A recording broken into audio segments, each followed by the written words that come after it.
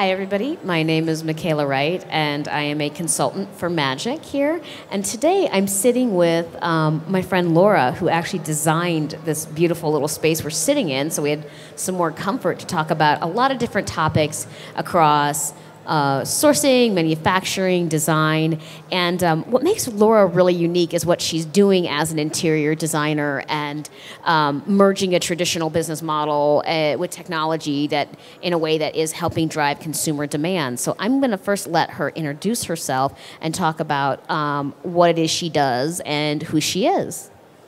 So my name is Leura Spielman, and I am the founder and CEO of a company called Laurel Wolf. And we are an online interior design marketplace. So what that means is that customers can come to our site, they tell us about their space, they take a style quiz, set a budget, and for a one-time flat fee, you can have multiple professionally licensed interior designers sending you custom designs for your space. So it's taking a very old school and kind of archaic industry and bringing it to a whole new market of people. You know, interior design's always been thought of as being something only for the very wealthy, and it was because, you know, you have to work in person with a designer, they come to your home, they're going to charge you hourly fees and markup on product and all these different kinds of things. So, you know, if you're designing your living room and you only want to spend $10,000 or $5,000, for example, you can't spend $3,000 with a professional interior designer to make that happen. So by moving the entire process online, what it gives people the opportunity to do is to work with designers that are located literally all over the country, and it streamlines the process. So because we ask you questions about your space, and we see photos, we get dimensions, we ask you, do you have children, do you have pets, is noise an issue? All things that interior designers would ask you, but then you're able to manage the entire process from the comfort of your home or on a break at work. You know, all you do is log in, and the designers present style boards for you to see. And it's as easy as being able to click on the individual items and say, hey, you know, I love the sofa, I don't like the throw pillows. And then the designers can revise all these designs for you virtually. And what happens at the end of the process is you actually get to choose the designer that you like best, and they provide you with a furniture plan, shows you your floor plan where everything is going to be laid out, instructions on how to install everything, and the best part is you walk away with a fully executable shopping list.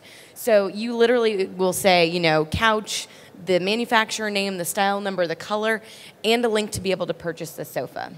Awesome. So it's a really exciting new kind of way of people, you know, can now be designing their homes, their businesses. You know, we're doing everything from Bob's living room in Omaha to, you know, coffee shops in New York and businesses. So and then the output is the space that we're actually sitting in now, because you and I did this entirely online. Exactly. And it was really exciting. Yeah. So in terms of, I mean, your model is kind of becoming again, like there's a lot of models that disrupt the way interior design is functioning these days. Yeah. So let's talk a little bit about like manufacturing, because since you're designing these environments, both residential and commercial, what sort of materials or textiles or fabrics are people looking for from you? I mean, maybe on a business perspective and a consumer, because even if I look at this space, there's layers, there's a lot of texture, there's natural fiber, but there's also a very refined, structured silhouette. So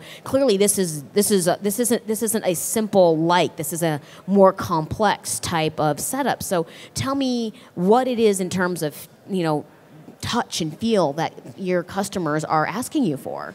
Well, I think that, you know, why I was inspired to build this business and what was really important is that I saw how everything around design and technology was evolving around interior design itself, but the actual services weren't evolving. So, for example, you know, customers are far savvier these days. We have Pinterest, we have Houzz, we have, you know, Instagram, where now everyone wants to live like an Instagram-worthy kind of lifestyle. So people have access to seeing, you know, what great design looks like. And interior designers, you know, at the very high end are posting their pictures, and, you know, you look at an Architectural Digest or an Elle Decor, and you're seeing how, you know, you can fine details often make great design. So layering in natural wood with linens, with leather, that's a really great way of creating a more expensive look. And so customers are able to kind of go online to these various sources and see what great design looks like. And what's been even more revolutionary is what's happening in terms of the product that's being manufactured. So, there's a ton of really incredible furniture companies out there that have gone out and they've gotten a lot smarter about the type of furniture they are making. Like you and I were talking about these really cute, tufted, upholstered, they're linen little side chairs. They look very expensive, and they're from Target's new line. They're under $200. So, instead of making stuff that was very generic and kind of not keeping up with trend, kind of like what happened in fashion, people got smarter. Instead of just making, you had couture and you had ready-wear, and, everything kind of in between wasn't as chic, Now you have, in terms of furniture design, a similar process where people are mixing a very expensive item with a lower-end item, and you can create like these incredible looks. Yeah. So, for example, we have like faux fur pillows, which add another level of texture. We have a reclaimed coffee table that is eco-friendly and also super affordable option. We have a jute rug, which is another eco-friendly option that, is under $200. So I think that what people are looking for in terms of home design and home decor is a combination of, they're looking for eco-friendly. Yeah. They're looking for items that look like more expensive pieces that they've seen, but maybe for less. And they're looking for, I think ways of putting it all together, kind of how a woman might carry a very expensive handbag but wear a tank top from H&M. I think people are thinking about their interiors in that same way. Right. And the e-commerce side of things has made all of that possible because now you don't have to rely on just having to shop at stores that are local to you. And in fact, most furniture manufacturers and home decor, accessories, all of this, they're going straight online. Like they don't even need brick and mortar locations anymore. So, and I think that's a really interesting segue. So it's like if someone's manufacturing a product and they've got the net to broaden what they want, you do have things like, how do sites like maybe Wayfair, Joss and Main, or what's the other big one? One Kings Lane. Yes, One Kings Lane. Yeah. How do conglomerates like that come into play in the way that manufacturers can get their brands in their products in front of consumers in a marketplace such as those? Yeah, well, I mean, I think that they're out there looking for great new products every single day, and the best way to get their products featured on sites like Joss and Main and Dot and Bow and One Kings Lane and a lot of these cool shopping sites is by creating better product and keeping really content. I think is king, and I think the more people are paying attention to trends in terms of watching what Elle Decor and Domino Magazine and Apartment Therapy and Refinery 29, like what are they featuring? What are the trends in home design? And creating cool products that look like more one-of-a-kind, kind of products, as opposed to, hey, we're just going to take what Pottery Barn is already making and do an exact version of that. Yeah. So I think that people are looking for, One Kings Lane has done so well because they are the best at curating their shopping experiences. Yeah. So by creating sales that are all based on a certain look or that have been curated by a top designer, it makes it an easier shopping experience for people, and it's stronger conversion into sales. Absolutely. So let's also talk about a little bit of let's say there's an influencer, because like you said, you've got Apartment Therapy, Design Sponge, you've got some of these amazing, what I'm just going to call home porn blogs, because you just look at imagery all day long and you're like, I want this. What happens when some of them maybe want to move into private label? I mean, do they seek out vendors to do that for them? Is that a trend that's starting to emerge where some of the influencers are doing their own lines and then they have to go to High Point, Magic, any of the home and gift shows to find those suppliers for those things. Absolutely. And this is something that interior designers have done for a really long time. You know, most designers offer their own product lines. So for them, being at places like High Point are really important. And they also try to find direct sources for manufacturing items so that they can go, you know, it makes the process a lot less expensive. They can manage it more cost effectively. You know, and I think that all smart designers are trying to make product and segue into that. And it's funny because, you know, you have product lines trying to access designers to help sell their product, and you have designers and like site, you know, content and kind of experts trying to create product that they can then sell. You know, but a lot of I know Coco Cozy, for example, is a huge design blog that has, you know, started making fabrics and throws and wallpaper and, you know, so I think that the smart thing to do for these sites, whether they're a blog or whether they're an interior design firm, is to go and come to places like Magic and sourcing and figure out the better ways of connecting directly to these people who can help them make the products. Awesome. Yeah. Yeah. And has there, I mean, one of our key themes here today in this amazing space has been 3D printing, and it's starting to, the beginning of its adoption into fashion for prototyping goods and making jewelry. Have you seen any impact with 3D in the home space?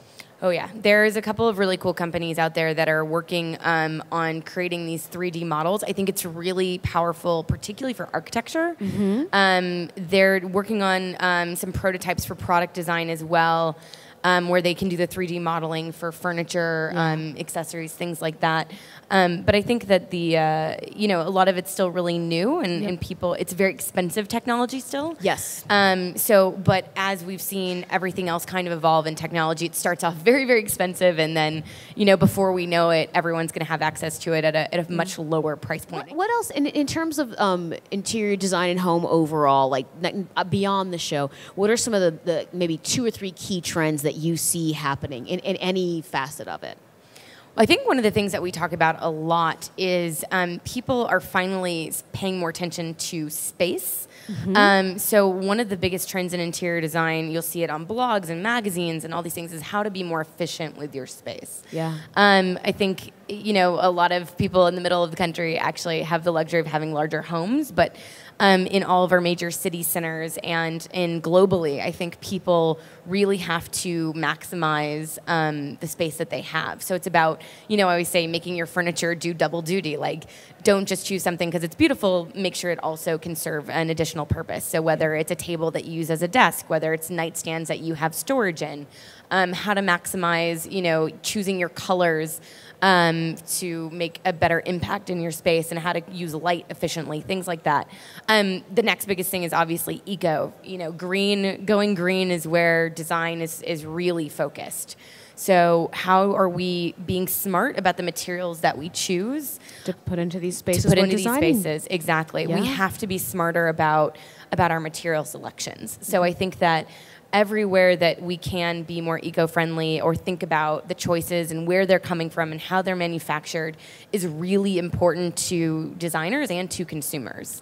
So those are 2 huge trends. And then I think just, like I said, I think the third biggest impact or what's happening in design is people are thinking more about design in terms of like how they've thought about fashion in the past. So, you know, instead of just saying, okay, I'm going to buy a sofa and a side chair and my coffee table, and it's going to live in my home for the next 20 years. I'm thinking about, you know, my family's going to be changing, and, you know, it's more like kind of fast fashion, but around home decor.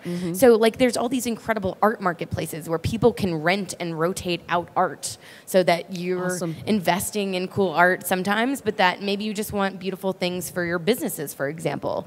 Or how do we think about accessories? You know, maybe you have some really beautiful family heirlooms that you want to display, but you want your space to feel more complete. You want it to have a finished look. How do you achieve that? And it's not about buying necessarily very expensive, you know, that one vase that, you know, is a one-of-a-kind antique. It's about buying some cool things that are going to complement your space and your style and make it feel complete and make it feel like a home. but it's now accessible to the masses. It's now an affordable opportunity. And so I think people think about how they can decorate their homes kind of more like, hey, what's on trend? What's on brand? I'm going to want to redo this in a few years, or maybe as my kids go from being toddlers and everything needs to be baby-proof to, hey, we're a house full of adults or young adults and adults, then we can choose kind of more expensive options. So I think that's a really powerful trend in design. Okay. That's awesome. So I'm going to ask you a fun question now. Yeah. Because I addicted to all the home blogs and learning about many things. So I've seen a very big shift. Like we've gone from like cream and neutrals being the thing for walls to like gray as a dominating color. Oh, yeah. Now is gray here to stay? Are we going to shift back? They're going to balance out? Or is there just a whole new color palette coming for what the standardization is in walls that you see trending up? Yeah, no, gray is. I think that gray is definitely in to stay for the long haul. It's a great neutral. People are making now furniture to match, like gray toned furniture. The wood finishes are all evolving, which is really great. We're not just seeing like mahogany and cherry or like pine anymore. You're seeing a lot of oak. Oak has made a massive comeback. Yeah. So wood finishes to match gray has been huge. We're going to start seeing a lot of navy. Navy is going to become the new neutral. Okay. I think we're going to start seeing a lot more color in general becoming like the neutral. I think it's been really funny with colors of the year. You'll see like Pantone was like, oh, radiant orchid. Right. I don't think people are going to really be painting their homes like neon fuchsia as like a neutral. But I think we're going to start seeing more of navies and different variations on gray and chocolate brown has been huge, like mink as a color. Yeah. And greens actually, hunter greens, emerald greens. Those are all trending up in a massive way also. Awesome. Thank you so much. This has been a wonderful talk.